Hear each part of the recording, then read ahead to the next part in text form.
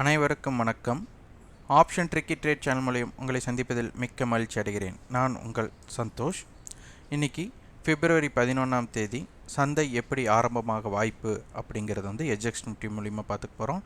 நம்ம சந்தையை பொறுத்தவரை சார்ட்டோ இண்டிகேட்டர்ஸோ நியூஸ் பேஸ்டோ எதுவுமே எடுத்துக்கொள்ள போவது இல்லை. சந்தை ஆப்ஷன் செயின் அடிப்படையில் மட்டுமே பார்க்கிறோம். அதற்குண்டான கட்டண பயிற்சியும் கொடுக்குறோம். சந்தையை ஏன் நாம் இதன் அடிப்படையில் பார்க்கிறோம் அப்படிங்கிறத வந்து இன்றைக்கி பார்ப்போம். இப்போது சந்தை வந்துட்டு எஸ்எக்ஸ் நிஃப்டி 17,442க்கு வர்த்தகம் ஆகிட்டு இருக்குது. இது வந்து ஃபியூச்சர். அப்போது இதன் அடிப்படையில் சந்தை இன்று ஆரம்பம் நேற்றைய எல்லைக்குள் எப்படி இருக்கிறது அப்படிங்கிறத நம்ம பார்க்கலாம். இப்போ வந்து டவ் ஜோன்ஸ் 108 புள்ளிகளும் நாஸ்டாக் 24 புள்ளிகளும் ஃபியூச்சர் மைனஸில் இருக்குது. நிக்கி 108 புள்ளிகளும் ஹேங்சாங் 125 புள்ளிகளும் மைனஸில் இருக்குது. அப்போ ஏஷியன் மார்க்கெட்டும் மைனஸில் இருக்குது. இப்போது சந்தையோட லெவல் நம்மளுக்கு வந்துட்டு 17,605க்கு நேற்று முடிவுற்றிருக்கு. நேற்றைய ஹை 17,639, லோ 17,427. அப்போ சந்தை இப்போ 17,440 அப்படி இருக்குன்னா நேற்றைய லோ அருகே ஓப்பன் ஆகக்கூடிய வாய்ப்புகள் உள்ளது. இது நம்மளுக்கு தெரிஞ்சது. பேங்க் நிஃப்டியோடது பார்த்துட்டிங்கன்னா நேற்றைய ஹை 39,197, லோ 38,520. இதை அடிப்படையை பார்த்துக்கோங்க. அடுத்த விஷயம் நம்ம வந்துட்டு எதன் அடிப்படையில் சந்தை volatile zone and one side ஒரு முக பயணம் அப்படின்னு எடுத்துக்கிறோம்னா, முதல் அதற்கு ஒரு என்ட்ரி இடம் வேணும். மார்க்கெட் வந்துட்டு ஒரு சப்போர்ட் அண்ட் ரெசிஸ்டன்ஸ் வேணும். அதை பிரேக் அவுட் பண்ணினதுக்கப்புறம் தான் ஒரு பயணங்கள் மாறுபட விரும்பணும். அப்போ இதை வந்து நம்ம எப்படி எடுத்துக்கிறோம்னா, ஷார்ட் ஸ்ட்ராடல் அப்படிங்கிற அடிப்படையில் நம்ம எடுத்துக்கிறோம். இதன் அடிப்படை என்னென்னா, ஒரே ஸ்ட்ரைக்கை வந்துட்டு ரைட்டிங் பண்ணுறது தான் இதனுடைய வேலை. இதை வந்து நம்ம ஏடிஎம் ரேஞ்ச் அப்படின்னு நம்ம எடுத்துக்கிட்டோம்னா, சந்தை நேற்று முடிவுற்ற விலை அப்படிங்கிறது பார்த்திங்கன்னா 17,600. அப்போது இதனுடைய காலையும் புட்டையும் சேம் ஸ்ட்ரைக் ஓடது ரைட் பண்ணுனா என்ன நிகழ்வு நடைபெறும் அப்படிங்கிறத ஃபஸ்ட்டு நம்ம பார்க்கணும். அப்போது அதன் அடிப்படையில் பார்த்துட்டிங்கன்னா 17,600 புட் ஆப்ஷன் 142 ரூபாய் அப்படின்னா 17,450. 42ங்கும் போது நம்மளுக்கு கிட்டத்தட்ட 58 வரும். நான் ஒரு 50ன்னு நான் எடுத்துக்கிட்டேன். 17,458. இதே 17,600 காலை ஆட் பண்ணும்போது 17,742. ஸோ சந்தை வந்துட்டு இந்த ரேஞ்சுக்குள் இருந்தால் ஒரு வால்டைல் ஜோனாக இருக்கும். அப்போ சந்தை இந்த இடத்துல தான் ஓப்பன் ஆகுது. அப்படிங்கும்போது இங்கே இருந்து தான் மார்க்கெட்டோட ரேஞ்ச் கிரியேட் ஆக போகுது. ஏன்னா 17,440 ஓப்பன் ஆகும்போது நேற்றைய லோ 17,427 இருக்குது. அப்போ இந்த இடத்துல தான் நம்மளுக்கு ஓப்பன் ஆக போகுதுங்குது. இங்கே இருக்கிற அழுத்தங்கள் ஏற்படணும். இங்கிருந்து அழுத்தங்கள் ஏற்படணும். இங்கே இருக்கிற புட் ரைட்டர்ஸ் பயப்படணும். அப்போ புட் ரைட்டர்ஸ் பயப்பட்டால் தான் சந்தை ஒருமுக பயணத்தில் கீழே இறங்க வாய்ப்பு. அப்போ இதன் அடிப்படையில் சந்தை எவ்வளவு தூரம் இறங்க வாய்ப்பு இருக்கும் அப்படிங்கிறதையெல்லாம் நம்ம வந்து பார்க்கணும். அப்போ இந்த இடத்துல வந்து நம்மளுக்கு ஆப்ஷன்ஸ் கிரீக்ஸும் நம்மளுக்கு இன்க்ளூட் பண்ணணும். அப்போ இந்த இடத்துல ஓவர் ஆக்டிங் இருக்கா, பிலோ ஆக்டிங் இருக்கா, நார்மல் ஆக்டிங் இருக்கா அப்படிங்கிறதை பார்க்கணும்.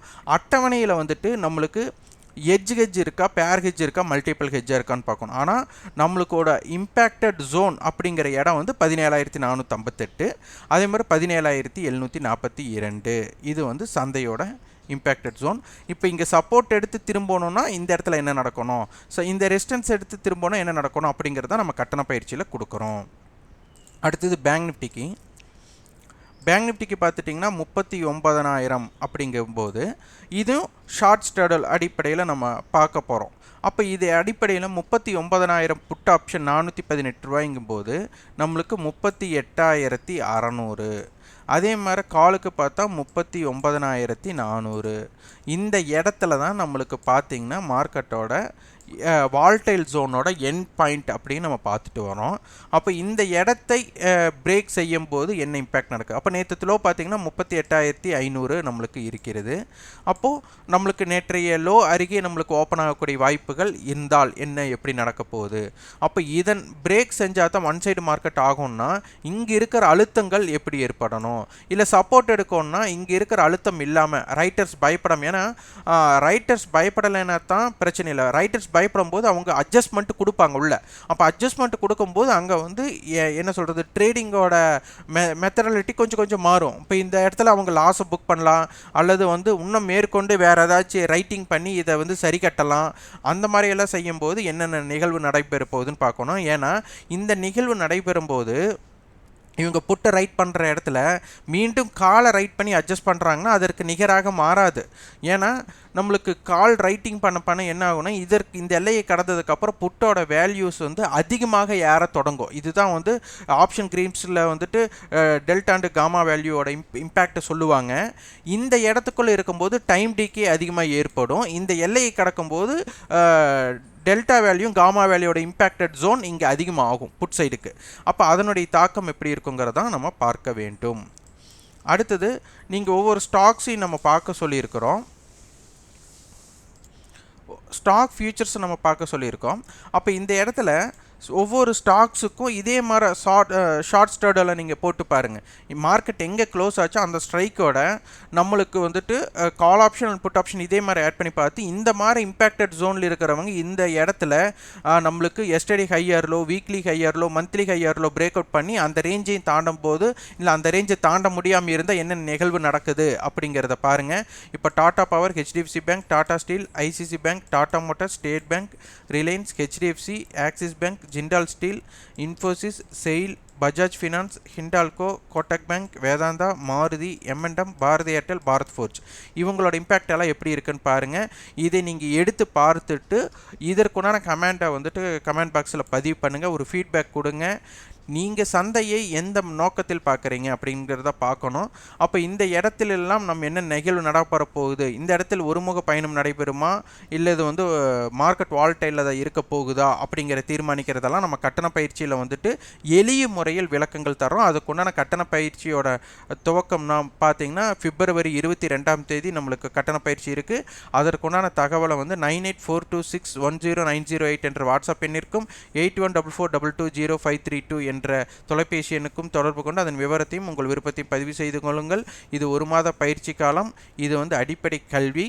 இது வந்து ஆப்ஷன் பிரீமியத்தை வைத்து நாம் எப்படியெல்லாம் தேர்ந்தெடுக்கலாம், என்னென்ன ஸ்ட்ரைக்குகளை தேர்ந்தெடுக்கணும், எப்படி இருந்தால் தேர்ந்தெடுக்கணும் அப்படிங்கிறதெல்லாம் இருக்கும். இதன் அடிப்படையில் தான் நம்ம கட்டண பயிற்சி இருக்க போது. இது ஆன்லைன் வகுப்பாக நடைபெறும், இது தமிழில் நடைபெறும், அதுவும் எளிமையாக நடைபெறும். அது மாதிரி நீங்கள் ஆப்ஷன் ட்ரிக்கி ட்ரேட் சேனலுக்கு சப்போர்ட் பண்ணி வச்சிங்கன்னா எங்களோட ரெஃபரலாக அலைஸ் ப்ளூ நிறுவனம் மற்றும் ஜிபிள் நிறுவனத்து மேலே demat account, trading account open பண்ணிக்கலாம். ட்ரேடிங் அக்கௌண்ட் மட்டும் ஓப்பன் பண்ணுறவங்களுக்கு ஏஎம்சி வராது. டிமேட் அக்கௌண்ட் இணைத்து ஓப்பன் பண்ணுறவங்களுக்கு தான் வந்துட்டு ஏஎம்சி வரும். வெறும் டெரிவேட்டிவ்ஸ் மட்டும் தான் நான் ட்ரேட் பண்ணுறவங்கிறவங்களுக்கு ட்ரேடிங் அக்கௌண்ட் மட்டும் போதும். கேஷ் மார்க்கெட்லேயும் ட்ரேட் பண்ணுறவங்க அப்படின்னு சொல்கிறவங்களுக்கு தான் டிமேட் அக்கௌண்ட் அவசியம். ஓகே, இந்த வீடியோ உங்களுக்கு பயனுள்ளதாக இருந்ததுன்னா லைக் பண்ணுங்கள், ஷேர் பண்ணுங்கள், சப்ஸ்கிரைப் பண்ணுங்கள். கண்டிப்பாக உங்களோட ஃபீட்பேக்கை கமெண்ட் பாக்ஸில் பதிவு பண்ணுங்கள். நன்றி, வணக்கம்.